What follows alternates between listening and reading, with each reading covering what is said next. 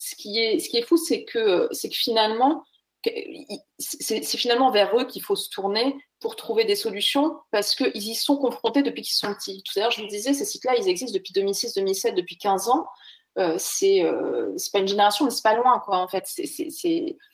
Ils sont en seconde, là, maintenant, où ils sont en première, enfin, ils sont au lycée, ils ont grandi avec. Il y en a même qui, je vois parmi mes étudiants, mes étudiantes, qui sont donc des jeunes adultes et qui ont grandi avec ça. Donc j'ai envie de dire, le mal, il est déjà fait. En fait, ils ont déjà eu accès à tout ça. Ce qu'on peut peut-être faire, c'est essayer de faire en sorte que les autres générations qui arrivent ne subissent pas la même chose, mais on a déjà cette génération cobaye. Cette génération cobaye, elle existe là, maintenant, elle rentre dans la sexualité maintenant, elle rentre dans la sexualité en ayant été biberonnée au porno.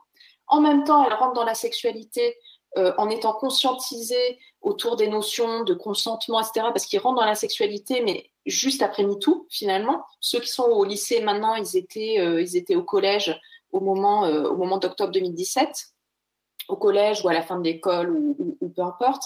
Donc, ils rentrent dans la sexualité maintenant avec ces deux visions, c'est-à-dire d'un côté l'hyperexposition aux images porno, et d'un autre côté, ils savent ce que c'est que le consentement.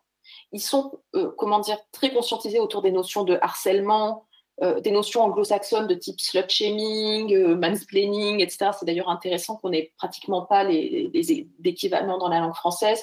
Tout ce qui est revenge porn, donc porno-divulgation, ils sont beaucoup plus au point que nous là-dessus, et ils commencent à bien intégrer l'idée que la victime, c'est bien la personne qui est filmée à son insu, et que la honte doit changer de camp, et que la honte, c'est plutôt du côté des harceleurs. Donc tout ça, il y a quelque chose qui a énormément évolué sur les questions de sexisme, de racisme, d'écologie, etc. Ils sont beaucoup plus conscientisés. Donc ils sont tiraillés entre les deux.